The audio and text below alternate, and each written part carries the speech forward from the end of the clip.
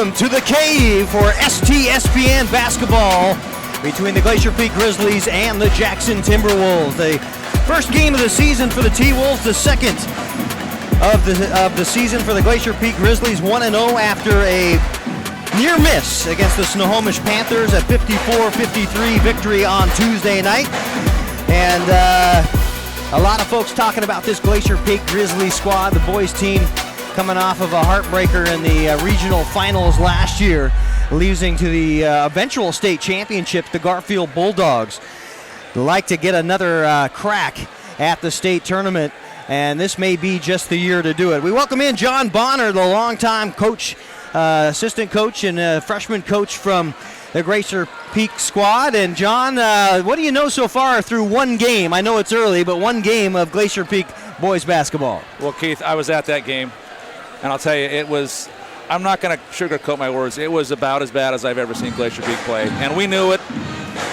Very happy to get away with the W. I'm not going to say we got lucky, because I don't think we did. One of the great things about the Glacier Peak program is we know how to win. Hunter emphasizes that. And I had this feeling throughout the game, if we're close at the end, we're going to be okay. And sure enough, we were. Seaver Southern made game-saving steal. He had a great game. One of the only players who played really well was Seaver. I do have to factor in, I'm going to give the Glacier Peak a little bit of an excuse, a little bit of a pass for game one. And that is, we are heavy this year with football players who had only 1 week of practice, and they were not quite themselves. Different muscles. You're using different muscles. It's a different court. It's a different type of conditioning. Yes, it absolutely so when you're coming off of only a week of basketball practice after wearing the pads for the most of the regular season up to that everybody else has got practice time. Right. Do you think that's going to play a factor in game number 2 tonight? Well, John? I know, having been there, I stopped by the practice a little bit just to watch, and you'd be impressed if you saw Glacier Peak practice. The JVs and the varsities practice together. It is all business. Hunter and Wilson, Coach Hunter, the varsity coach, Coach Wilson, the JV coach, and the other coaches. It's all business from the moment they get on the court to the moment they're done, and they had 2 very intense practices. I'd be remiss to say that you'd think that Hunter would really value this rivalry games with Snohomish and Jackson, and he actually doesn't. He actually values the league wins. So this is more of a building thing for him. But I expect that we're going to be much more crisp today than we were. You can't tell me that it isn't in the back of the minds of every one of these players, though. When you got a neighbor that you've grown up with, Keith, and you're playing against, you can't tell me there's not a little bit of fight back there. I teach at Glacier Peak. I've coached here. I live here. 2 of my kids graduated from Glacier Peak. And for me, winning the Snohomish and the Jackson games were, for me personally, even bigger than the league games. These are huge for me. But, I'm not the head coach of the program, so I understand where he's coming from. Hunter's all about the postseason. It's all about where you finish, not where you start. So hopefully today will be a building block in that direction. Both of these sides have made it to the state tournament last year. Of course, the 4A Jackson Timberwolves were in the district championship game and then worked their way on to, they ended up winning the district championship 64-32 over Monroe, over the Bearcats. Then they lost in the regional game to Issaquah 56-52 up at Everett Community College. And so similar, coming off of similar finales last season, and you can't imagine that Steve Johnson, he's in his 14th year. He's looking to get back. He's been there. He's been to the title game himself with Kingmas and the Todds. Steve knows how to coach. He's got a great program. He's had 2 kids named Kingma and 2 kids named Todd. That makes life a little easier. Makes it a little easier. But he knows what he's doing. It's a very strong program. So that's why in any given year, you know you're going to get a great game between these 2 teams. 2 great coaches, 2 great teams, 2 great schools, and you can tell by the student body they're here for some fun tonight. So you got the blackout on one side, the whiteout on the other side, representing the Glacier Peak Grizzlies, and by looking in the parking lot on the way in here, you kind of had an idea of what was coming. You sure? Well, the kids are abuzz about it all day today. I know that I heard word that Jackson kids were too. But that being said, though, it's a rivalry, but it's not like the 2 student brothers want to beat each other in the parking lot after the game. It's not like that. There's a lot of people who are friendly outside of school. So it's definitely a rivalry, but not something that's, got a lot of blood in our history, anything like that. So announcing the starting lineups here before us. So we'll start with the Glacier Peak Grizzlies. 1-0 on the season. Brian Hunter in his 8th year, and coming back to the cave to start off the home opener. They'll start Zach Hatch, a 6'1 senior, Justin Guffey, a 6'1 senior, Zach Argue, also the senior, 6'4. A couple of football players in there, as you mentioned. Bobby Martin wearing number 30, the lone guy that is not a senior, a sophomore, 6'3. We'll get back to him. You had a good anecdote about Bobby Martin. Kyle Dvorak, 6'5", the big underneath, a senior, and that rounds out your starting 5 for the Glacier Peak squad. Steve Johnson, we talked about him, a vet, 14th year with the Jackson Timberwolves. He'll start Brian Brown, a 6'1 senior, Parker Manilow, 6'2 junior, Brock Peterson, a 6'1 junior, Sam Soffer, a 6'1 senior, and Colton Faddis, a 6'6 senior. And that rounds out the starters for the Jackson T-Wolves. And you mentioned Bobby Martin when we were talking before the broadcast began, John, and how a sophomore cracks into this squad, and it seems like it's sheer will. Well, I'll tell you, the first thing to know about Bobby Martin is that's not his name. His name is not Bobby, it's Jacob. And we're going to go to the national anthem. I'll tell you the story right after the national anthem. And we'll take a break here. Stand by on the STSPN.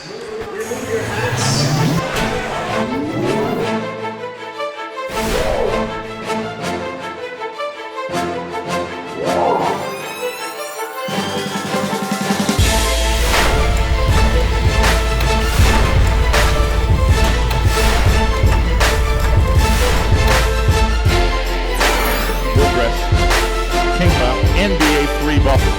He just absolutely drains that one.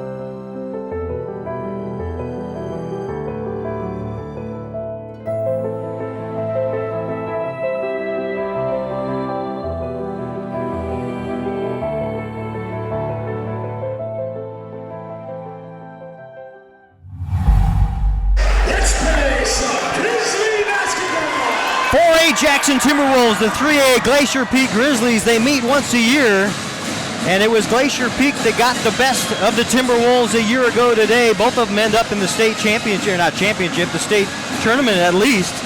So it all begins right here in front of us. Keith Neely and John Bonner on STSPN. We're glad you're with us. We're ready for some hoop, boy. We are ready, and you can feel the buzz in the arena right now. Getting back to that Bobby story. So here's the story.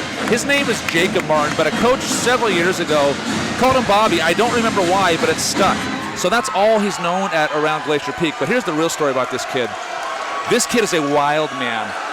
This gym is not big enough to hold him. My over-under for the number of times he'll crash into the scorer's table or the cheerleaders or the other team's bench is 20. He goes into walls. He's crazy, but he plays his heart out. You're going to have some road rash on some skin screech on the floor. There's a long shot, 3-ball, no good. Fighting for the rebound. Jackson will come up with it. Ripping away a mini 3-on-2 coming into the hole. Little pass was errant, and Glacier Peak will slow things down for the first time now as Zach Hatch will take the yo-yo dribble across the timeline. Being guarded by Brian Brown. They got to pull out that extended man-to-man pressure, and there's a little Euro step to the rack, and that is Bobby Martin. That's what he gets to the rim like as well as any player we've ever had at Glacier Peak, and boy, is that something, because that is one tough skill to teach. You either do it or you don't. And now a drive with the left hand will bring Brian Brown to the deck. And they will call that an offensive foul. Well, yeah, they did. That'll go against Sam Soffer, number 34. And now they're coming back to get the clarification. Officials tonight, Todd Weber, Todd Howell, and Jeff Sidoris. Long-time Wesco officials. Okay, now, I'm obviously biased toward Glacier Peak, but I'll be the first one to say I'm not sure what that foul was, why that's our ball. I understand they called that against Jackson, but they have the angle, we don't. So they did call that against Brian Brown, who was the guy went in with the left hand. So they will whistle that foul, the first team foul, and across the timeline comes Hatch. And a very extended man-to-man so far. We'll see how much fatigue plays a part of Jackson's big game plan to string things out like that. Here's the left-hand dribble drive, cross in underneath, and Bobby that's a 1-2 with Bobby Martin with the score on a beautiful dish. And that was set up by a great screen for Martin. The little things in this game that set the great players apart from the mediocre ones. Faddis over to Peterson now. That softer dribble had an opening. Now the long pass over the top to Manilow. He'll pull it out top, and they'll reverse across the arc right in front of us here in front of the Grizzlies bench. Long three, back iron. Two Grizzlies and a Timberwolf fight for it, and that'll go out of bounds. A lot of energy so far. A lot of activity, a lot of active hands. Every year, both teams, both student bodies. This is just like any other year. Last year was Jackson. It's every year. 6:25 first quarter. We're just underway here on STSPN. Out top to Sofferer, being guarded by Guffey, and now a little swing on almost a baby hook shot. A nice little drop step, fake. and Faddis gets the T-Wolves on the board at 6:08 to go. That wasn't an easy shot falling away. Nice little head fake, that's all it takes sometimes. Dvorak underneath, tried to find Guffey, and it's stolen away. It should be the easy deuce. Right hand Soffer can't hit, and you gotta want that back if you're a T-Wolf fan. That'll stick with him a couple of possessions. So those are the kind you don't want to look back on in film. Hatch now will set things up. Hesitation dribble right to the rack. Reverse. No. It's back up as argue. He can't get it to fall. Dvorak finally 3-4 offensive rebounds and a putback. No good. We'll go to the hole. Mode. A lot of hopping up and down like that in a hurry is going to wear those legs out if you're not conditioned. Interestingly, Keith, that headband you see Zach Argy wearing at the free throw line, that is not to look cool. It's not to absorb sweat. It's got a pad in there because he is prone to concussions. In fact, he was a player we had to halt a game for quite a while and call an ambulance to after a pretty serious concussion last year. So it's hopefully to prevent maybe another concussion. Pump fake, dribble drive. There's the shot short from Soffer. Soffer taking two of the four Jackson Timberwolves shot. Long three, no good, back iron, and another offensive rebound. This time corralled by Jackson. Manilow will give it up. Long lead pass out top to Brown. Little 12-foot J draws back iron. 4:57 to go. Hunter's going to settle him right now. He's going to set. We're going to run a set. Uh-oh. And that isn't going to settle yet. That isn't going to settle a coach. Here comes Brown. Tries to split on the reverse lay-in. No good. Wanted the foul. Won't get it. Long pass up to Hatch. Gathered in. Guffey, that's Argue. With a little hook move by Argue. And that's the game almost started on the transition point in offense. You had a couple of turnovers back-to-back, and Glacier Peak just got the best of the transition game. They sure did. You know, one thing worth pointing out is this is Jackson's first game of the season as opposed to Glacier Peak's second. Doesn't sound like much, but those first game jitters are huge. Tuesday when we played Snohomish, again, I don't want to make an excuse for us, but because Snohomish played their first game too, but you could see that we just weren't ourselves. Getting ready to check in for the T-Wolves. Number 10, Ian Wildress, and number 14, Jordan Brasic. Good roll. There's a nice defense on Kyle Dvorak. And quickly the other way comes Jackson Brown. Little shuffle step. Manages to settle one home. And that one didn't look like it was the most confident of shots. But Jackson will take it. They just want to get among the seniors. Look for Zach Argue coming over the top on this set right here. Now Brendan Tatro's coming into the game. This guy is an offensive machine. There's nowhere on the court this guy can't score. Inside, outside, left hand, right hand. He's been well coached by his uncle. Ball goes out of bounds. Guffey botched the inbound on the back of the backboard. He'll settle though. Justin Guffey, one of the great athletes we've ever had at this school. We all know his football stardom. He started as a sophomore for us after playing 2 games of JV. He was a freshman player his freshman year, and then his sophomore year, he played 2 games of JV, and he was ready to go. He jumped into the starting lineup as primarily a passer and a defender. Last year, he shot the lights out for us. And that was the one part of Guffey's game that I didn't think he had was outside shooting, and he went crazy from 3-point shooting last year. Didn't get the postseason awards I thought he deserved, but maybe they'll make it up for him this year. They charge that foul to Wilgris. That'll be his first personal foul. The 4th on the T-Wolves in early going. And another unforced error. They were trying to get past to Bobby and sweep into it from the basket from the right side. Guffey's second turnover in as many trips, and you can bet that Coach Hunter will let him know that. Well, if there's one thing settle him down. One thing about Justin Guffey is he is a gamer. He'll play when his best comes at the most critical times. He will settle. It's good defense by Brendan Tatro jumping out. Welcoming the pick and roll there. Got the pick, but the roll was denied. Now the kick out. Soffer, a 3, cannot get another one. He's had 2 really good looks out there, but just can't find the dial-up. And it's still 7-4, 2:22 to go first quarter. We're at the Cave, Glacier Peak and Jackson. Boys basketball starting the season. There's a 3 ball. That'll rim in and out. Had a lot of body English. Shot. Usually when Brendan Tatro gets a reasonably open 3, it is dead money. And he was kind of one of those coming-of-age kids last season. I remember doing a couple of his breakout games. A Soffer finally gets one to fall. 3rd shot in as many trips, and it's 7-6. Peak looking for the answer here. After some early offense by Bobby Martin, have come up empty on a couple of unforced turnovers. Here at the top goes to Argue. I'll pass it over on the left-hand side, trying to dump it down underneath Martin. And the one step to Tatro. Okay. No. It's good, very, very good defense. Brendan Tatro is about as tough a kid as there is to guard in the low block. He goes with both hands. He gets guys up in the air. That was very, very good defense by Jackson. They list Tatro at 6'2". He plays more like he's about 6'5" underneath and can shoot the rock. Nice entry pass to find nice pass by Justin Guffey. Guffey gets the easy. Good, nice bucket by Guffey. 9-6, $1:18 to go here in the quarter.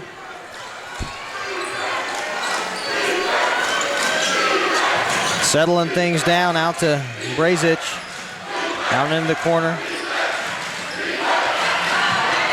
Long 2 ball by Wilgris. And actually they count that a 3. Outside the arc it goes. We're knotted at 9. Hatch will step back with 49 seconds to go. 20 on the shot clock. Another hesitation dribble. The guy has picked his pocket. Aldaki with a left hand. Runner, count it! Islam Aldaki, the junior, comes in and makes some instant offense for the Timberwolves. And the Jackson fans go crazy. That's their first lead of the game. 11-9, and it all started on the defensive side for Brazic, who was able to pick the pocket of Hatch as he turned the corner, will not get the 3-point play. And now 37 seconds to go. Wisely Argue will back things up. Out. And that just shows you the coaching. Don't let the momentum. Justin Guffey, that's an athlete. Just 1v1. That's what a great athlete will do for you. 1v1, it ended up 1v2 by the time he got into the double team. And he still found the hoop. That's a score. That's a guy that wants the rock in his hand. He does want the rock in his hand. Soffer can't find the... Argue clears it. Not a bad shot, and will not allow the Grizzlies another opportunity, but we're knotted at 11 at the end of 8. We'll start quarter number 2 when we come back on STSPN. Jackson, Glacier Peak, underway. Clogged drain? Other plumbing problems? Call Action Jackson Plumbing for 24-hour service. Owned by a lifetime Edmonds resident and Edmonds Woodway grad, Action Jackson is the drain cleaning specialist. They can unclog most internal drains for only $99 plus tax. Call 425-877-5601 or visit actionjacksonplumbing.com. Something like that, yeah. Welcome back. As we start the second quarter of play here in the Cave, the Glacier Peak Grizzlies had the lead the majority, I think, of that ball game, John, and it didn't seem like they could get over the hump offensively. They tried to run their sets the way we always do, and they were just not crisp. A couple turnovers in there. A little bit of a hangover from the Snohomish game, it looks like, but hopefully we'll settle back into what we know we can do, and things will go from there. Bobby Martin, Justin Guffey with 4 apiece for the Grizzlies. Zach Argue has 3 after a deuce and a free throw. Sam Soffer has gotten the majority of the shots off for the Grizzlies. He had a lot of open looks, just cannot find the range yet. Out to Brazic. Long lead pass. Look at Zach Argue, that's what he does. And that's stolen away. We'll get a jump ball. Zach Argue is another one of those guys, spends half his game on the floor. That's part of his concussion problem, too. He knows one speed full, and he is all over that floor. They'll get a towel out and wipe off some perspiration off the hardwood as we get set just underway. Knotted at 11 apiece. I guess that's what we, as advertised, John. Yeah. So, I mean, really, I could have seen anything happening in this game and still can, so... I would like to see Glacier Peak settle into what offensively would look a little haphazard here. It's not like us to not have crisp sets. I'm wondering if Hunter's going to dial up a set for a three-point shot for Seaver Southern. He was sort of the hero of the game against Snohomish the other day, and maybe he's riding some confidence still. That offensive foul will go against Tatro, his second personal foul. He has them all. He has every single Glacier Peak foul so far today. There's the Brian Brown runner and a nice little jump step. Peak. And 13-11 now, the lead back to Jackson. They've held it twice now. And two ties, 2 lead changes so far today. And that shot forced. That one a 1-on-4, and somehow, some way, Glacier Peak he's gonna get him for a travel. Gets the offensive rebound. It just seems like wherever that rock, that round thing is, there's a white jersey right near it if it's rebounded. Well, I can tell you that's something that did not happen in the Snohomish game for Glacier Peak, is the rebounds were not going our way, but that's not an accident. The offensive rebounds, they tend to go to the teams that want it more, who are active, so you get what you deserve. Guppy now with the left hand tries to draw the body and the double team into the rack. That's just an athlete. That's all athleticism. Justin Guppy says, pick my number, I'm taking it to the hole. And has done so successfully from that same spot now twice. There's that extra pass, short corner jump shot. They'll collapse on it, bring it out to Brown. Thought about the triple. We'll pull it back in. Now a Soffer shot is in. That's Sam Soffer. He's got 5. Gives the clap of his hands in front of his own student body. Actually, that was Brazic, I believe, that hit the triple. My mistake. Okay, now I mentioned Bobby Martin about how this gym's not big enough. He's been on the floor at least twice, hard, saved a possession there. That's sort of a Glacier Peak trademark that Brian Hunter, the coach, really values, is we're outworking the other team, getting on the floor, getting those hustle points. And Bobby Martin does not disappoint. Zach Argue does not disappoint. Substitution is Jack Wigan comes in, the 5'11 sophomore. Or excuse me, senior. The senior will check in.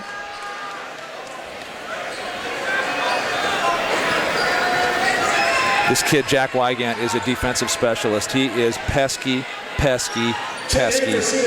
You'll be lucky to get a full breath of air with him on you. I'm not sure who's going to guard here, but he is one tough defender. It's one of those kids that you hope you always have a roster spot for, a good defender. Well, speaking of roster spot, he's a great kid. He's just one of Glacier Peak's shining stars. A super kid. Inbound with 6:04 to go now, 16-13, the 3-point Jackson Timberwolf lead. Out top it goes Wygant. Dump it down to Martin. Martin looking in, trying to get that backdoor pass to Hatch. He'll dump it out, short corner jump shot. Jack Wygant off the Hatch assist. Not more than 30 seconds later, he's got points. Feel good. Come off the bench, hit a bucket. Get your team within one, 16-15, 5:41 to go, second quarter. Glacier Peak is in the trap the half-court trap that we've run this very, very well. Garfield had a lot of trouble with us last year in the state playoffs. And a timeout on the floor. Steve Johnson did not like something he saw. And we'll stay right here on STSPN, and we got another T-Wolf checking in. Actually, Colton Faddis, the senior, will check in after this break, and we'll see how do you break this trap. I'll tell you what. That's a lot of athletes. That's a lot of speed flying at you. It's not easy because I'm biased, I know, but I'll tell you the way the coaches demand those players play this press is tough, and there's just not an open look. Like I said, Garfield had trouble with this last year. This is sort of our bread and butter. That we call it blue up. It's a half-court thing, and we take away the high post, make them work the ball outside to outside, wait for the bad pass, and get a 5-second call, a tip the other way, something. Get on a loose ball. It's very, very tough. And this is a good lineup for it right here. Yeah, those teams that play the full court press so well, of course they're known for speed usually and depth. Half court trap usually doesn't respond or require those exact needs, but boy, having it certainly helps. Yeah. Well, believe me, Glacier Peak has a little of everything. Coach Hunter is one of those coaches who they practice everything, and he's 35-second violation. That was always my thing. Coach Hunter's thing as a coach is he loves charges. He loves when a guy will step in and take a charge. He goes crazy. I always love 35-second violations. It means you're working hard. It means the whole team is working hard. If one guy lapses, you're not going to get a 35-second call. So that's always a great positive in my mind. Hunter Taylor checked in for the Timberwolves, and another unforced error. It really hasn't been anything that has been a steal in a lot of cases, but just unforced errors for Glacier Peak. And we mentioned it's early. But how much early can you afford? Well, when I was watching the game on Tuesday, I'm always on the bench, so I was thinking, do the games look like this from up here all the time? And I was reassured that no, we played terribly, but we've got to. We'll come around. We'll work this out by the second half, I'm sure. But there is still some nerves out there. Colton Faddis in the paint. Offensive rebound put back. Long three. The bank is open. Count it for Bobby Martin. Good. That's not really his shot. We love Bob, but that's not really. I don't think that's really in his repertoire. But it goes, and we'll take it. And all knotted at 18 with 4:18 to go here in the first half of play. I'm just watching Jack Wygant's defense. Whoever he's guarding has no chance of getting an open look, and he's getting softer right now. Wilgress down underneath the Faddis. The little 10-footer won't fall. Long rebound, and it's a 3-on-2. Here comes the break out. It goes to Hatch, triple on the way, no good. Faddis with the rebound. Here comes Jackson the other way, just as fast. We're cranking up the octane now. Long shot by Wilgress, in and out. Offensive rebound and not clean. Great tip by Zach Hatch. Taylor thought he had the clear path on the left-hand block, and it's denied. Zach Hatch, his reputation, if you're the other team, do not let him get going. He's most three-point shooters are streak shooters, but Zach Hatch is that times 10. Here's another one coming into the game right now, Cedar Southern. Can't let him get going either if you're Jackson. Southern 6'3", a junior. First time into the ball game.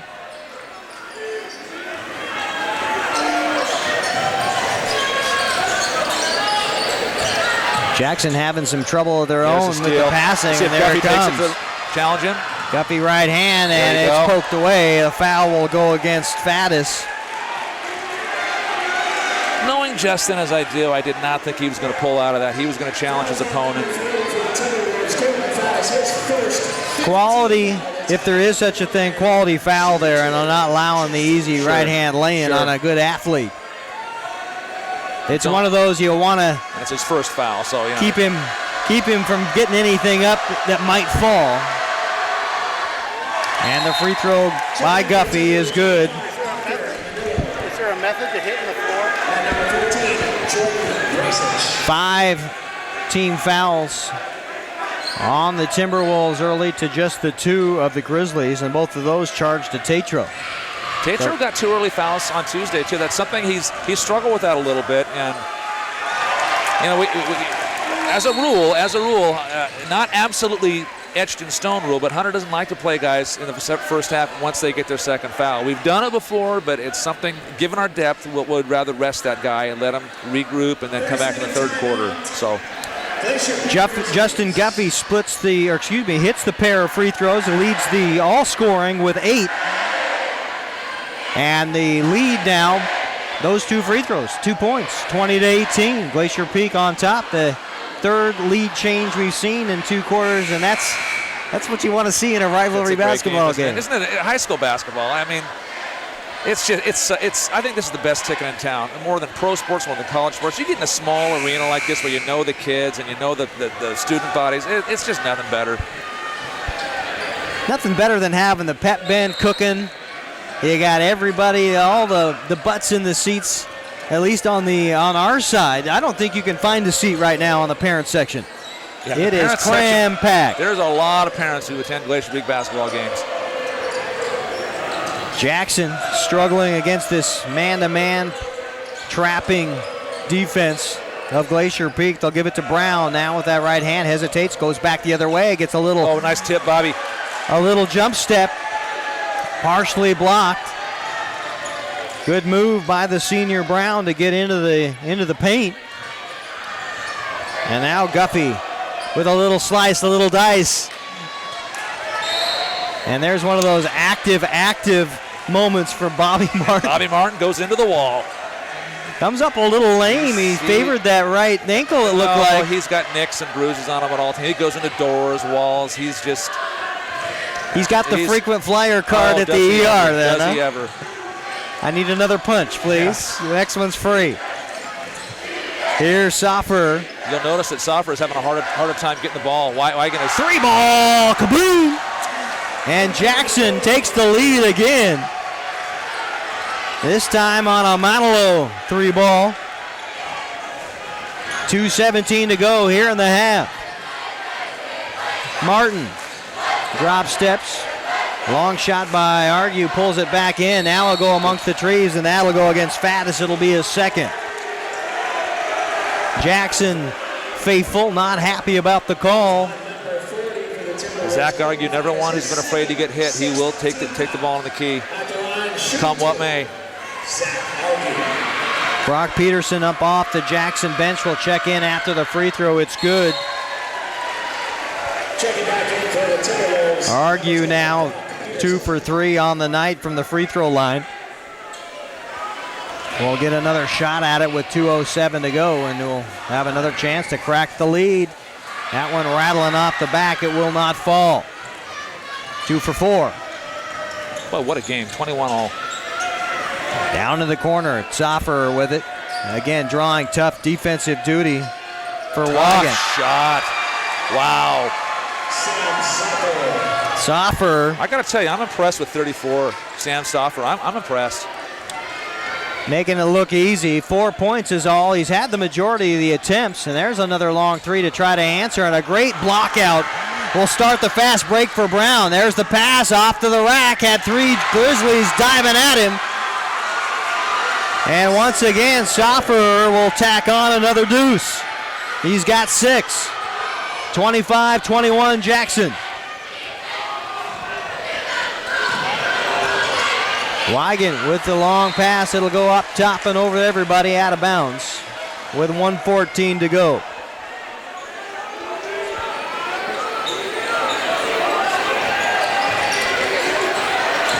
Little spin, beautiful Nice move. bucket. Justin Guffey and one. That is just a wonderful play that Glacier Peak's run the last couple of years. They call it Buckeye, where the inbounder comes in and gets the pass and scores. That's almost like the one touch in soccer where you get such a beautiful pass that it doesn't take more than just one move to get yourself open. And Guffey just got that one quick elevation move.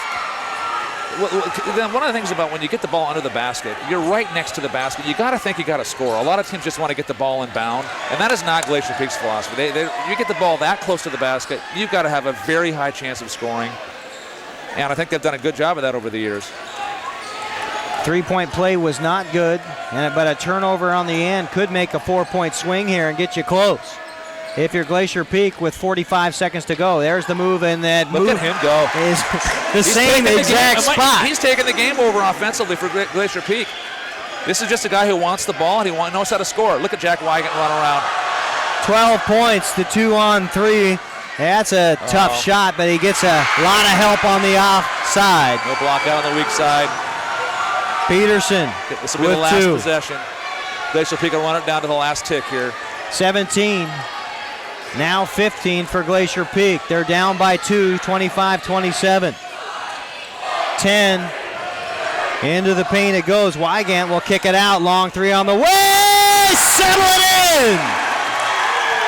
Zach Argue with the 3 ball. Again, that's Zach And Argue. takes the lead 27 near the buzzer. On a team full of three-point shooters, Zach Argue is a lot of things, but he's not one of our three-point shooters. So, but you take what you get in the last few seconds. You're not going to get a lot of nodding in agreement that he may be the best three-point shooter, but you sure like the timeliness as the clock is winding down. So Glacier Peak 28-27. they were down, 4 or 5. They finished on a little run there. I'm not sure what the numbers were. I think we're down 4, and they came back with a triple now. They have a 7-0 run Something like to end the quarter. Nice way to end the quarter. So we'll take a break on STSPN with our Action Jackson Plumbing halftime program. Right now it's a 1-point Grizzly lead, 28-27 at the Cave. We'll be back in a moment. Action Jackson Plumbing for 24-hour service. Owned by a lifetime Edmonds resident and Edmonds Woodway grad, Action Jackson is the drain cleaning specialist. They can unclog most internal drains for only $99 plus tax. Call 425-877-5601 or visit actionjacksonplumbing.com.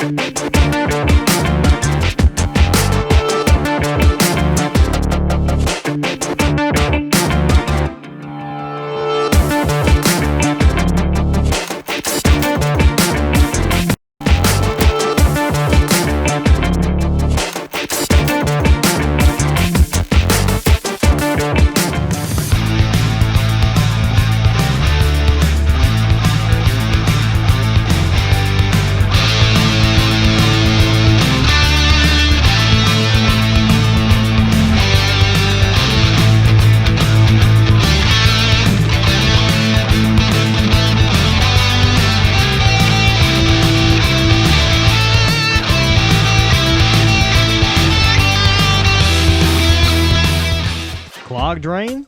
Other plumbing problems? Call Action Jackson Plumbing for 24-hour service. Owned by a lifetime Edmonds resident and Edmonds Woodway grad, Action Jackson is the drain cleaning specialist. They can unclog most internal drains for only $99 plus tax. Call 425-877-5601 or visit actionjacksonplumbing.com. The guys who want shooting three. Welcome back on STSPN. Wesco basketball between the Glacier Peak Grizzlies and the Jackson Timberwolves, and a 7-0 run to end the first half of play by the Grizzlies. And that little flurry of activity is something that didn't happen the majority of that first half, John. And what did the Grizzlies have to do to maintain that kind of offensive prowess? Well, one of the things that I'm surprised we have not done yet is hit shots from the outside. Between Hatch, Tatro, and Cedar Southern, 0 3-pointers. Justin Guffey, the other three-point shooter, he's scored a lot, leading scorer in the game, but none of them have been three-pointers. I would have thought that at least one of those guys would have gotten it going. Let's remember that Tatro, he's had foul trouble, so he didn't play much in that first half. But somebody's got to start hitting something on the outside, stretch the defense a little bit, and that'll open up more moves to the basket for Bobby and for Justin and maybe Zach Hatch and Kyle Dvorak or Tatro inside. But we've got to stretch that defense. We've got to hit some threes.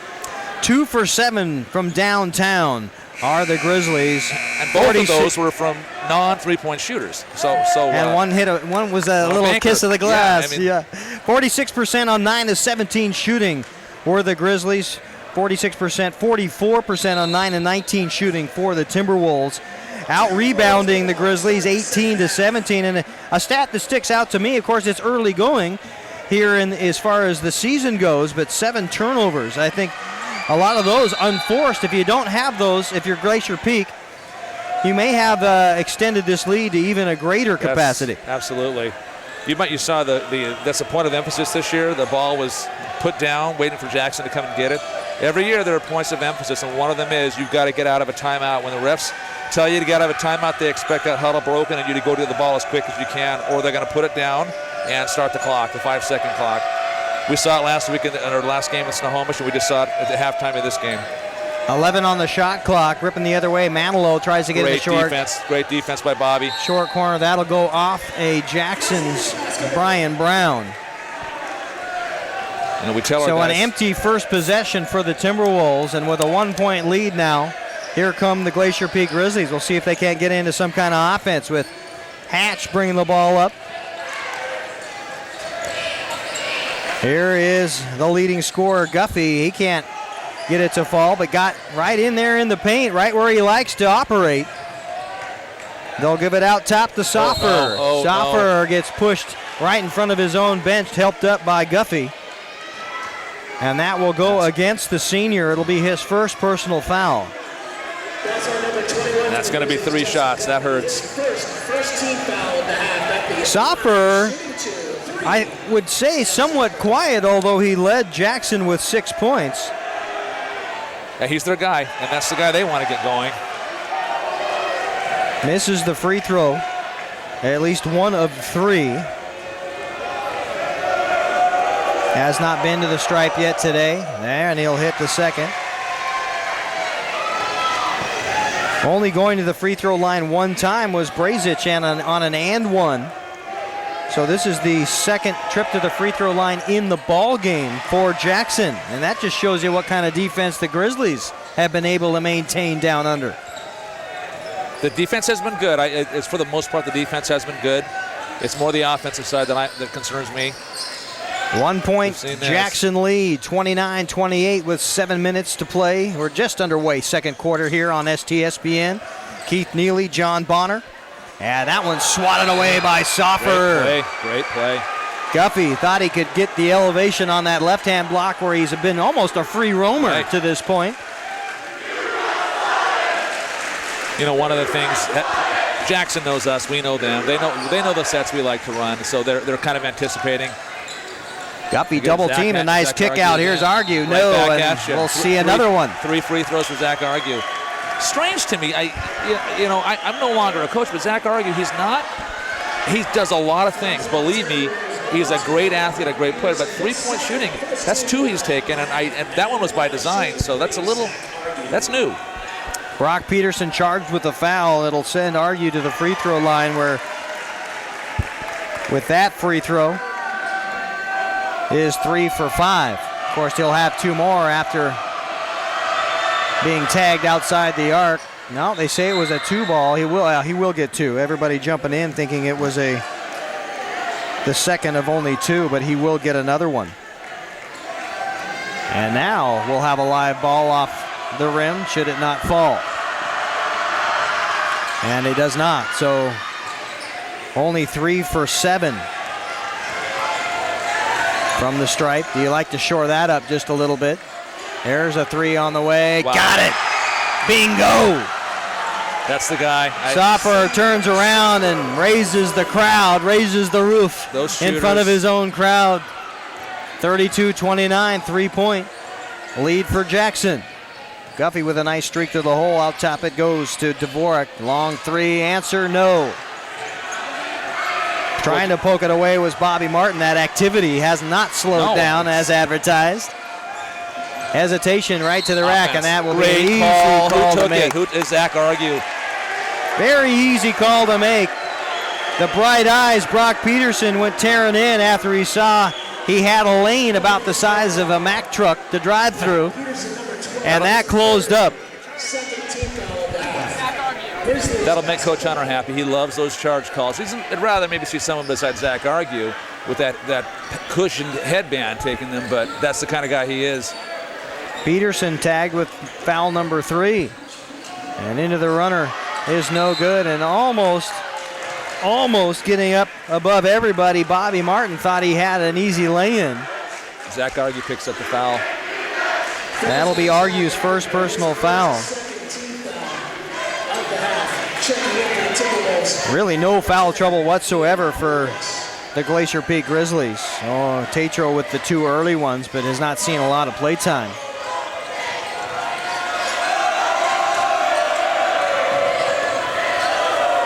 And a lot of off-ball screens now for Jackson. Long 3, dribbles in and out.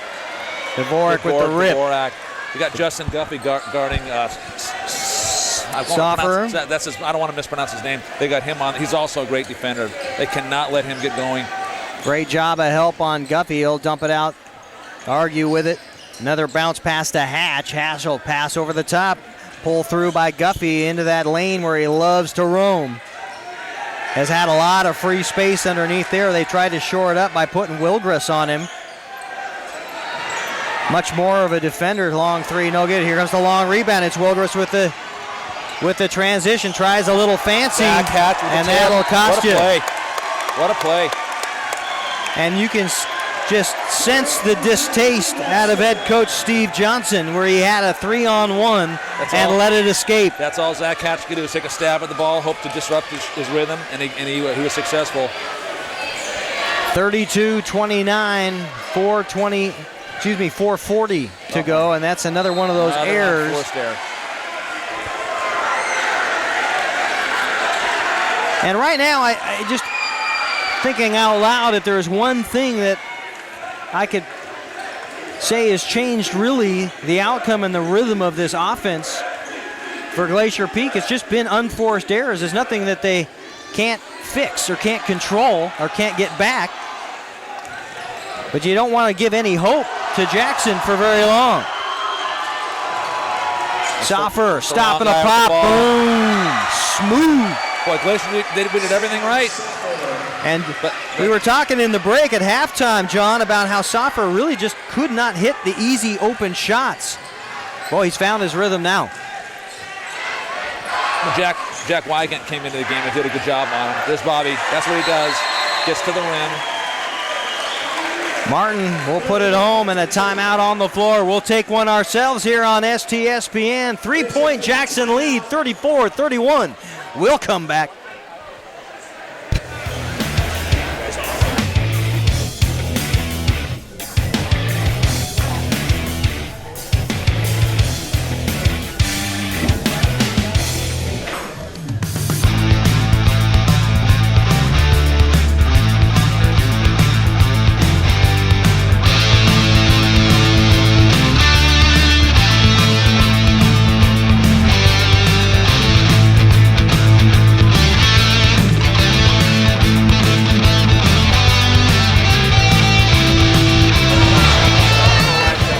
Welcome back on STSPN, 34-31. The Timberwolves trying to play the bad guests. I'm impressed with Jackson. I'll tell you, they're hustling around. They're making some shots. They've got game. This is a good program. Oldaki into the ball game, and there's a little entrance into the paint. They had a very nice look at it. Did Faddis. He's hit a couple buckets right there, 5-footers, and really seems to be his range. Couldn't get that one to fall. Zach Hatch, strangely quiet tonight. As that one from Guffey rolls off. Excellent hustle. Great hustle. And then back to the deck goes Bobby Martin. I believe that is Justin Guffey's first three-point attempt this season, I believe. He passed a minute ago on one, and I thought that was strange. He may not quite have his rhythm yet. He still might be, in football season a little bit, but he'll figure it out. Tough, stifling man-to-man defense. They'll go the whole way around. Oldaki 3 draws nothing but atmosphere. And now Guffey will come up across the timeline. Out it goes. Southern, no. We cannot get it going. And now we've got a foul, and that will go against Jackson. And I believe that'll be Altaki's first foul. We just cannot, our three-point shooters cannot find a rhythm today. 2:54 to go. Third quarter of play. They whistled that one against Soffer underneath. My mistake. Altaki will be unblemished as far as the fouls go. Martin to Hatch. And Hatch has drawn a very tough defensive matchup in Brown. Brown has been very, very smothering on Zach Hatch. Well, they know what he can do. I mean, Hatch is, he's a guy that, he proved it last year. And here's maybe that'll give Seaver a little confidence from the outside. But Jackson hit knows that was Seaver Southern. John, okay, that was Southern. I want to come back to that play in a moment because that was largely on Zach Hatch making that happen, and I'll explain why in a second. There's a little lift. That's great defense by Bobby. But we mentioned that Brian Brown, the defender on Zach Hatch, and he right now still smothering out top. Right now he's drawn Southern. Didn't even look to help.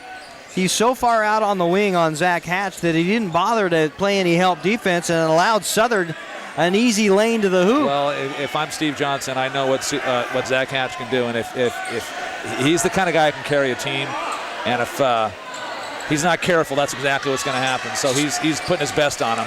Southern three, no good. Faddis with the rebound with 1:34 to go and the lead 1 point. Otaki underneath the Brown, no good. Diving bodies all over the place. Guffey has to pull himself up by the bootstraps. And Argue will slow things down. Out top to Hatch now, being guarded by Otaki. Over to Southern. Now to Martin. Martin, hesitation dribble to the rack. No, loses the handle. Last touch by Faddis and out of bounds.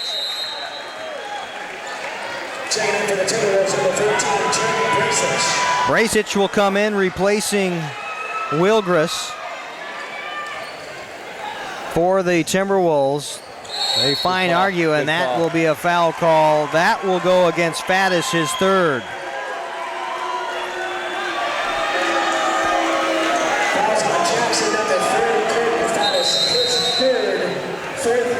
And that will, for the time being anyway, eliminate Faddis from the ball game.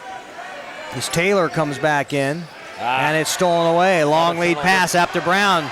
The Horses can run with the off hand. He'll make it score. Brown has 6. And the lead back to 3 points. You know, that's a layup. I can get that, but given the defense that was bearing down on him, that's a tougher shot than it looks like. Nice backdoor pass, can't hit it. And Southern not happy with himself. Dump out to Brown, it's turned over. Now the long transition pass the other way, has got the bodies to the rack. Right hand, no. Offensive rebound, Southern can't hold on. So a lot of activity. Look good. A lot of track meet. You know what? That would look good both ways. And no points to show for 4 very quick trips up the court. Now Tatro's going to check in here. Brown will exit. Tatro will come in for Southern. I think at this point, Coach Hunter is desperately looking for somebody to get that three-point shot going. Maybe I'll give Tatro a try at it.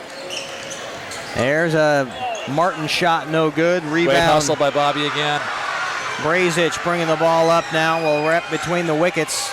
Almost taken away by Hatch and stopping now with 19 seconds to go. Jackson will back it out in front of Coach Johnson, who brings the call in. A lot of off-ball screening happening now. Trying to get that second and third pass set up. Down into Trapville. They'll dump it out. No. Nice active feet by Zach Hatch. 1.9 seconds to go. Shot clock is off.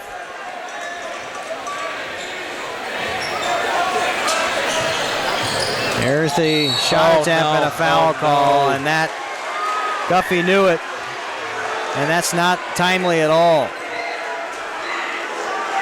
I don't think it'll put you at the free throw line, but only, 0.7 seconds go off the clock? Now So it really doesn't hurt you as far as getting a shot off. And Guffey will step off for the last set here. They put Wygant on Sofferer. That's the guy they want. He's the guy they're obviously trying to get for this shot. 1.2 seconds in this third quarter of play. 36-33. Jackson with the lead and the leather.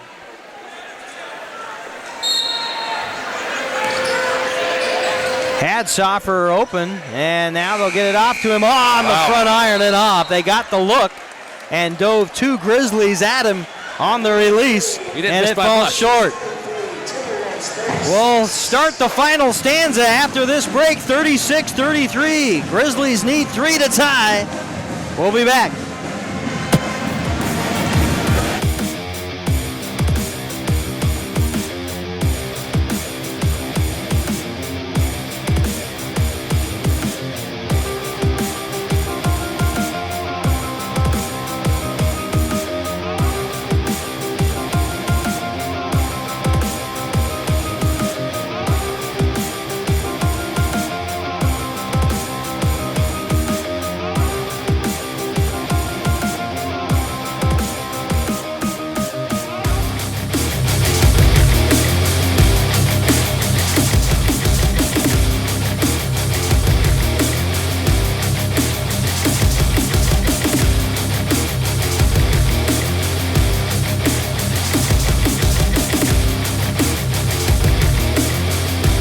back on STSPN. Keith Neely, John Bonner, and the Grizzlies starting the final frame on the floor. They'll put Wygant, Hatch, Guffey, Argue, and Tatro.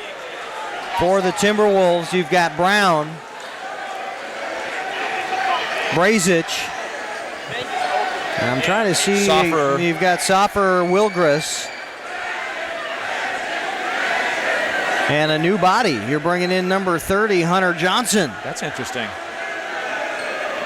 This late in the game. Hunter Johnson, 6'4", junior.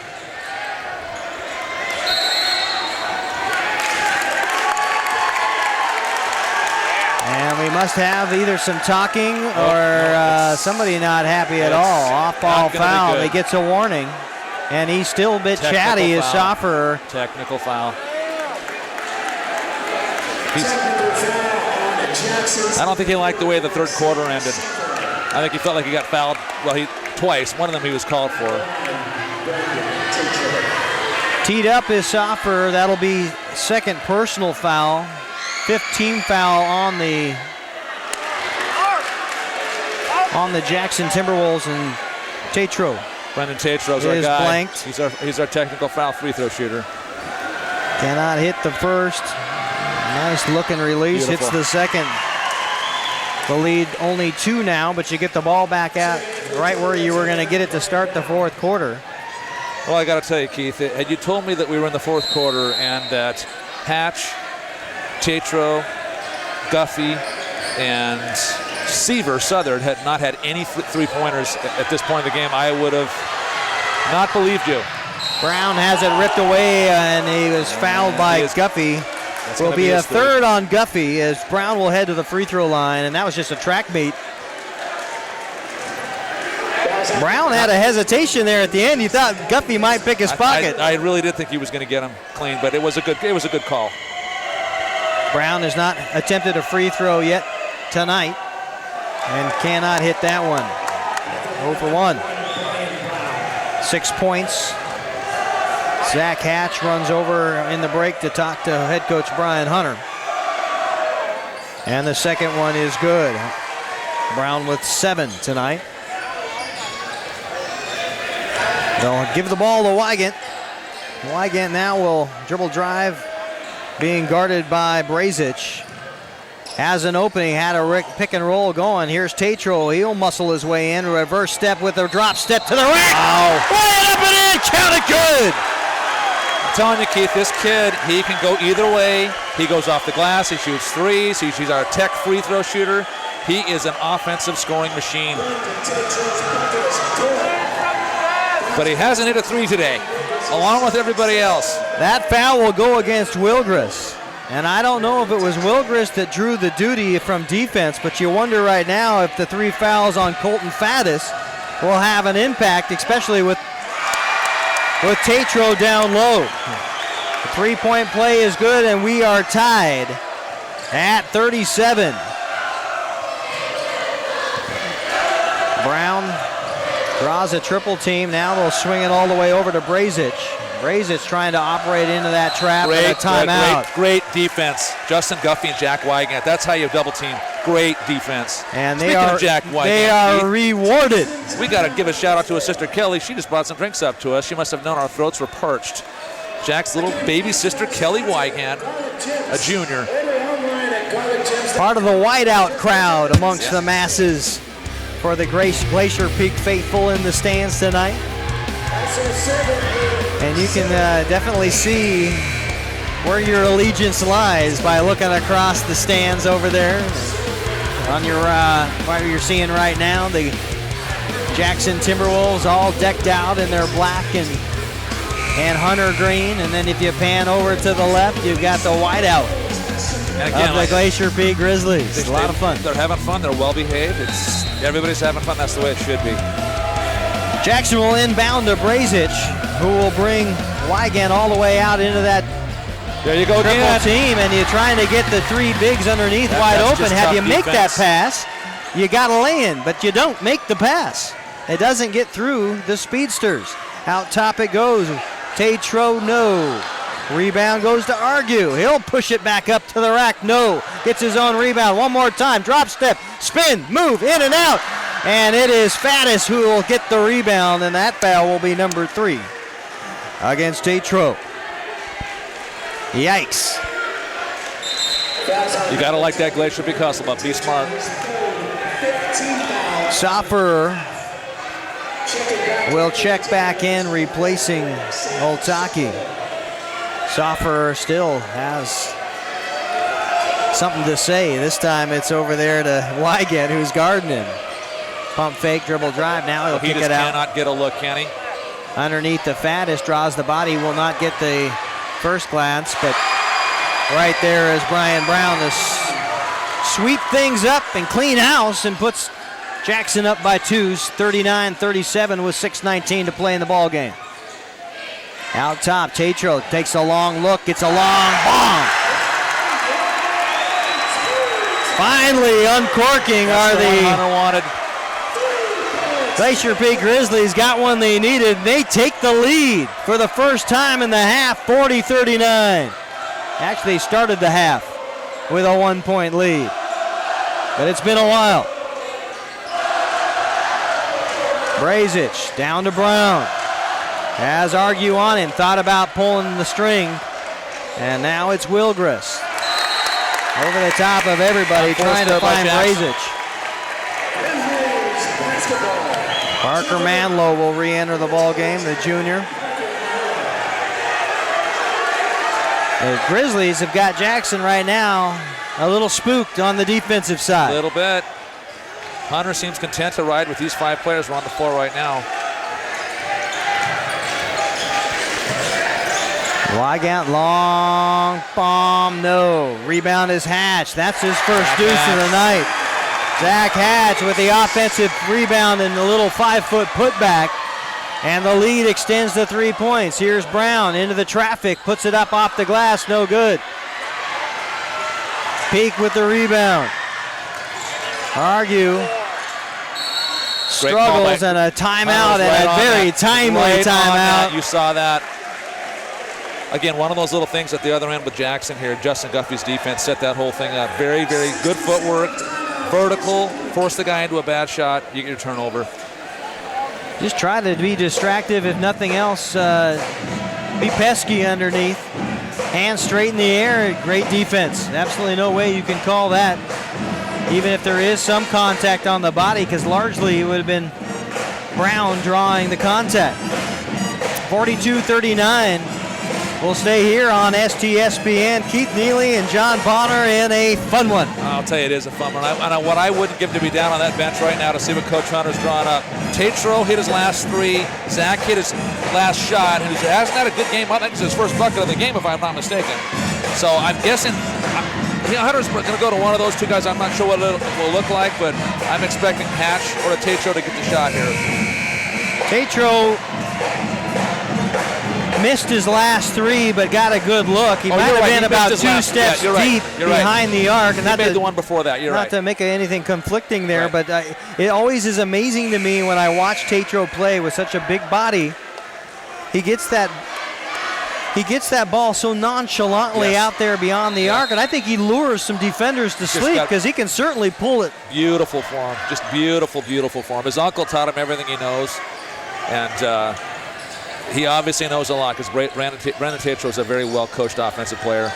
Oh, that was well run. Tatro didn't take a look at it this time. There's Hatch. He'll dump it into Tatro. Pump fake now. He'll draw the up and under. No good. Blocked out of bounds by Faddis.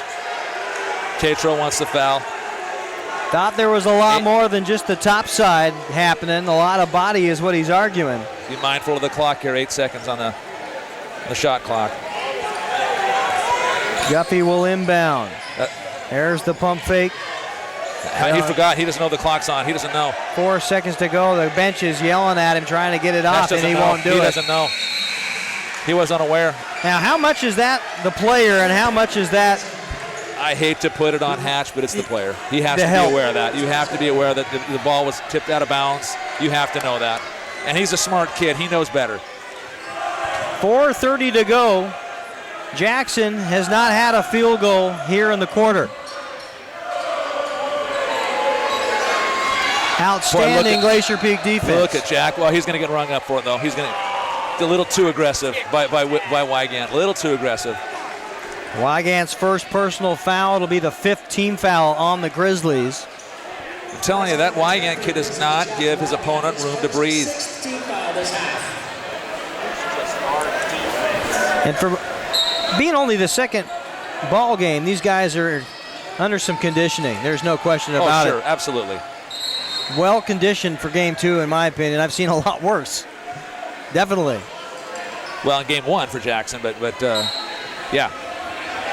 Again, Glacier Peak's practices, they're rigorous. I'm being nice. Faddis got an off-balance shot, no good. Brown with a rebound, thought about the putback.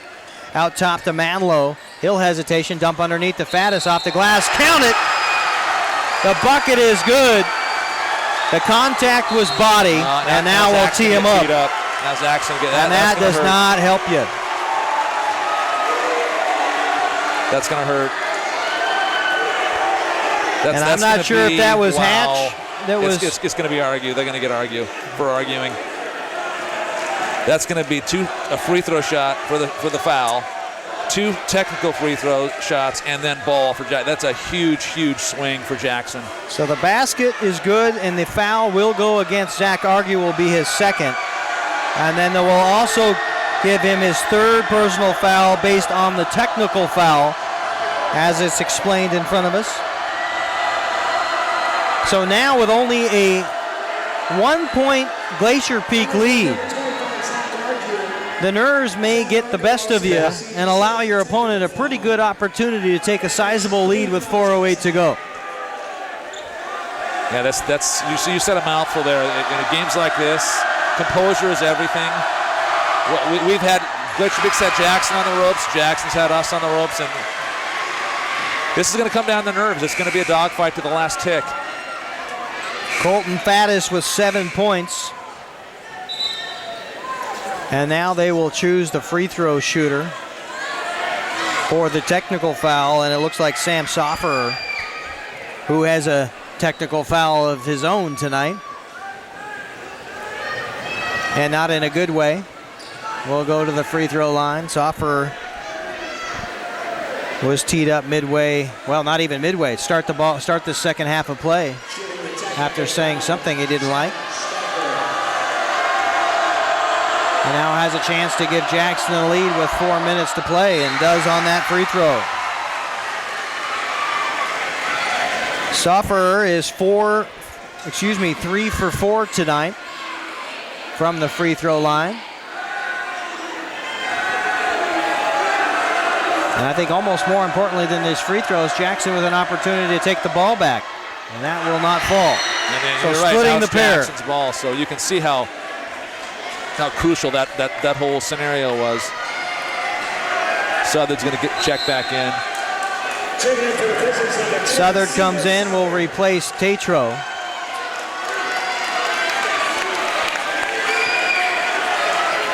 Jackson will inbound in front of the Glacier Peak student body at midcourt. Will come to the near side. Well, swing it around, looking for Menlo, back to Brown, trying to get it down low to Faddis. Thinks he has the mismatch. Justin Guffey. And then Guffey draws the offensive foul. Got a little hip check down under and add a little pinch of Hollywood along with it. And it's a offensive foul going the other way. And most importantly, I think for Glacier Peak fans, you've drawn foul number 4 on Colton Faddis. That's a very good point, Keith. 3:50 to play. 1 point Jackson Timberwolves lead here at the Cave. Stolen away by Faddis and out of bounds. 22 on the shot clock. Glacier Peak a little lazy on that pass. Wilgris will replace Faddis. Now look for Bobby on the lob here. They're going to call it timeout. And now a timeout. 3:44 to go in the ball game. 43-42, Jackson on top of Glacier Peak. We'll take a timeout on STSPN. Don't go anywhere. Clogged drain? Other plumbing problems? Call Action Jackson Plumbing for 24-hour service. Owned by a lifetime Edmonds resident and Edmonds Woodway grad, Action Jackson is the drain cleaning specialist. They can unclog most internal drains for only $99 plus tax. Call 425-877-5601 or visit actionjacksonplumbing.com.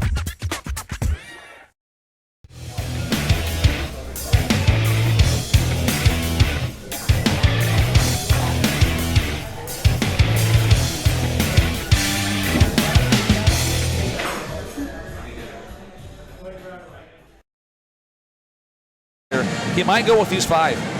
If they get into rhythm, the Tatron argue won't go back in.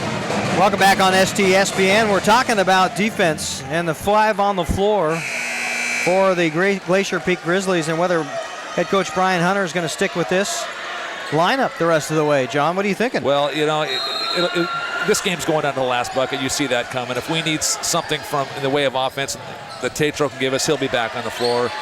I think Zach's a little, Hunter wanted to rest his nerves after the tech foul. So if he feels like he's good, what a player! Wow, Justin Guffey. He just creates. You don't coach that, Keith. That's just something he just did. That's not an offense. That offense gets you there. But he's one of those Glacier Peak Grizzlies that can create a shot and doesn't need an offense to do it. I thought last year he was the best defensive player in the league. He got no postseason honors, which I thought was one of the all-time snubs in the history of snubbery. But I guess he's got to prove him wrong this year. Brown with a shot, it's short. And the foul call will be on the rebound of Wilgris. Hatch will pick up the foul. That'll be only his first, no worries there, but it puts Wilgris at the free throw line with a chance to take the lead back. 1-1, actually. Doesn't surprise me that argument re-entered the game. He's a very, very smart kid. For the most part, he's a very composed kid. He won't make another mistake like that again. And first half of the bonus is in. We don't chart lead changes around here, but if we did, I'm sure it's well into the double digits. It has to be. I started, then I lost track. As Ian Wilgris will add to that tally, whatever that tally might be. He's got 5. And right when he enters the game, now Zach Argue's going to shoot some free throws. So now the bucket is counted. So they will count the Wilgris free throw to make it 45-44. And now we've got a foul on Parker Menlo on the blackout, which will put Zach Argue at the free throw line. He struggled a bit, frankly. 3 for 7. Make that big hit, 4 big for bucket. 8. Gotta hit the front end of a 1-and-1.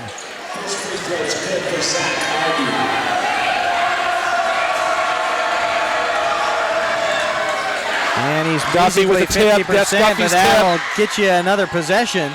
And it's tied at 45. Shuffle pass now to Argue back to Hatch. Top of the key. Good decision, Zach. Reverses his dribble, brings things out, and reloads the offense. Good defense by Altaki. Down underneath, Argue with the right. He'll get to the free throw line again. And this might come down to the charity stripe. Keith, you know it well. You get the team that hits their free throws down the stretch. Look for that to be crucial for the final outcome of this game. Argue to the free throw line for the 5th time. Hits that one.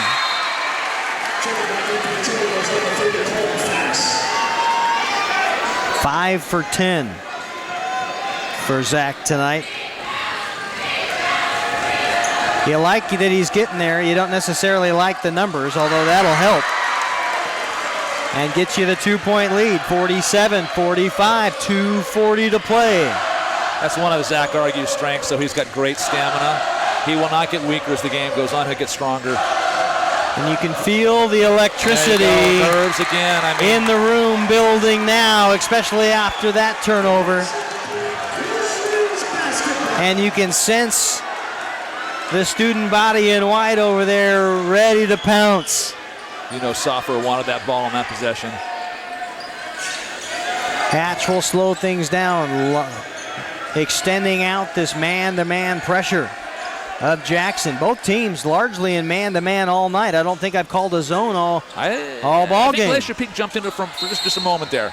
Just for a moment. There's the foul on Martin as he heads to the free throw line. Now see what Bobby Martin's nerves are made of.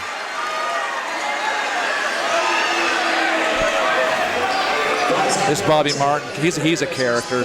He's goofy. He's one of the most likable kids in our student body. Every program favorite. The kids, the athletes, the players really like this kid. Full of energy, always hopping around. Look at him. He's smiling. Look at this. Could he look more relaxed? This is a tense game, and he's looking at the bench smiling. Helps that you hit your first free throw. Yeah, it does. First trip to the free throw line by Martin. He'll bury him both. Both of them in. The second one in as well. He's going to be something special before he leaves here, Bobby Martin. He will be special. 11 points on the night for Martin and a 4-point lead. 2-possession ball game. A rare 2-possession ball game for the Grizzlies. We've been in 1-possession territory almost the entire game. There's Wygant. Underneath it goes. Faddis off the glass. No, not clear.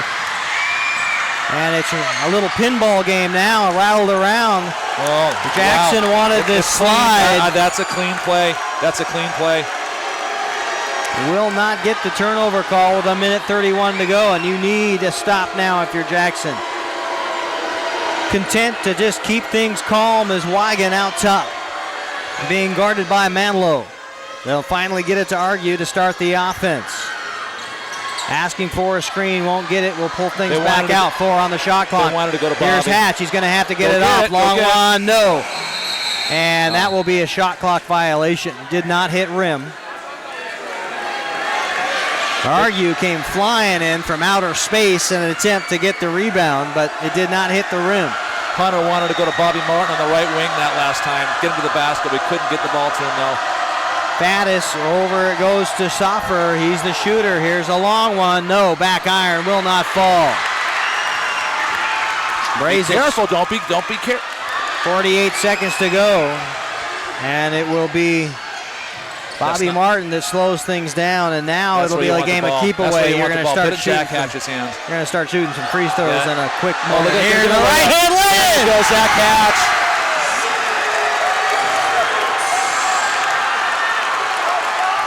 May be a case of nail meat coffin. Great defense by Guffey again. Great rotation. Into the corner. Menlo, pump fake, won't get it. Brown inside the arc. Jump shot counts. Good shot by Brown. And a quick timeout with 15.7 seconds to go. 51-47. Do we dare talk about player of the game? Well, we can talk about it. I don't think we give it away yet, but you still got 15.7 seconds to go. You gotta like Zach Argue, Bobby Martin hitting some clutch free throws down the stripe or down the stretch. You've got Justin Guffey just keeping the team on his shoulders in that entire first half of play. This is a tough one. You know what? I'm going to turn it over to you, or I'll vote at the very end, because a lot can happen in 16 seconds, and I don't know. The first half was Justin Guffey. I don't know, though. This is tough. I've never had to choose one of these before, Keith. It's hard. I like them all. And you can't speak enough of the voluminous defense that this Glacier Peak team has played, too. So you probably ought to be talking a little bit of who's done things on both ends. I like Bobby Martin's athleticism. He's got 11 points. You got Zach Argue, who has been all over the place. Right at this point, if I had to say, might go with Guffey, but he's going to win a lot of these things, I'm guessing. 16.4 seconds put on the clock. And now we've got the foul call against Brown. That'll be only his second. And it will be Guffey who shoots the free throws. 2 for 3 from the free throw line tonight. And Coach Hunter will call everybody over into a mini huddle along the sideline. Yeah, Coach Johnson was not happy during the timeout. I'm not positive what was going on, but something was bothering him. I think he wanted the timeout after the bucket was made, and he didn't get it. Ooh. And Guffey can't hit the free throw. He's I'm sure that Hunter is saying right now, do not foul on the rebound. Keep the clock running. Jackson does have a timeout, which is crucial in a moment like this. Nothing better than getting points with the clock stopped. Guppy will hit. 5-point ball game, 2 possessions. Manlow has to do something with it. Leans up and in, off the back iron. No good. 4.2, there's the long shot. That won't fall, and that will do it on the Guppy rebound. There you go. What a win. What a game. 52-47 the final. We'll come back on STSPN and give you the player of the ball game. Don't go anywhere.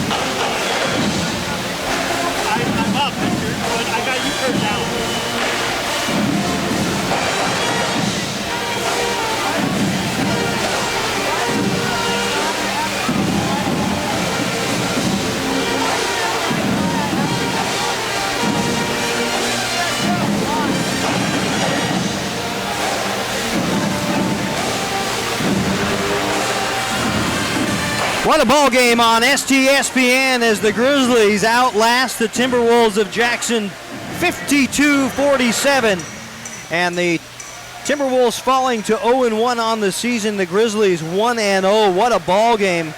Lead change after tie after lead change after tie. We take it down to John Buck. Justin Guppy, the player of the game. Justin, what a game it was. For me, the first time broadcasting, I've seen you do these things before. Tell us this. You always tend to come up big in the games. What is it about the game, and especially with you? I don't know. I'm just ready for the moment, I guess. What was the key to the game? What did we have to do to secure that win? What did we have to do? Rebound and play better defense. That's it. And what did Coach Hunter talk about at halftime about adjustments and whatnot? Those exact same things. We got to run better and we got to play better defense. We're giving up too many boards. That's it. One last question. The game against Snohomish, not our best. 2 practices between Tuesday and Friday. Were they good practices? Did you feel the team's coming around? Yeah, great practices. Working hard. We were competing. We still got work to do, though. So good, great job, Justin. Good game. Thank you. Our player of the game, Justin Guppy, finishes with 15 points, 5 rebounds, and 4 steals. and led a smothering Glacier Peak defense that kept the Sam Soffer, the leading scorer from the the Jackson Timberwolves. Let's see, 6, 8, 10, 14 points for Soffer. Not a bad outing, but certainly made him fight through a couple of tough shots. Zach Hatch only ended up with 4 points. Guffey with 15. Argue ended up with 11 points on the night for Glacier Peak. Bobby Martin finishes also with 11. Tatro came in and hit a big three that really kind of started the run for Glacier Peak there at the end and got the momentum going and kind of loosened the shackles off this offense, if you will. Once he hit that big three, it almost felt like things went right from that point on. You know, I think my guess is for the entire season, you just never know who's going to be the guy. Both ends of the ball. A very unsung hero tonight, I thought, was Jack Wygant. His defense today on Soffer was very, very tough. 2 points only, but sometimes the defensive end is just as valuable. But what a good win. I still don't think Glacier Peak is hitting on all cylinders. I'm sure they're not entirely happy with the way they played, but if there's one thing I know about Coach Hunter is the Glacier Peak gets better as the season progresses. He does not measure success by how we do early in the year. It's how we finish. And I'm sure that whatever wrinkles need to be ironed out will be wrinkled out. But again, we're 2-0, and that's got to feel good for the team. Wygant, you mentioned with 2, had 3 assists. Southard with 2. That rounds out the scoring for the Glacier Peak Grizzlies. For Jackson, Brian Brown was right under Sam Soffer as far as scoring goes. Soffer with the 14. Brown had 11. Manilow with a 3. Brock Peterson with 2. Colton Faddis, who I thought had some great looks underneath and had a great drop step, got into some foul trouble and had to sit. He finished with 7. Ian Wilgrist with 5 and Brazich with 5 also. Jackson falls to 0-1 on the season. They will play Stanwood at the Den in Mill Creek. 7:15, a KRKO and TCSN broadcast for their second one of the early going here in the regular season. Up next for Glacier Peak Grizzlies, right here at the Cave at Glacier Peak. Lake Stevens, another 4A school. The Vikings come to town Tuesday, 7:15. And we hope you'll join us on STSPN. The final, once again, 52-47. John Bonner, it's been a blast. This was very fun. Thanks for having me, Keith. So we will say goodnight. And 2 in the books, 2 wins for the Grizzlies. And we'll see you next time on STSPN. Good night.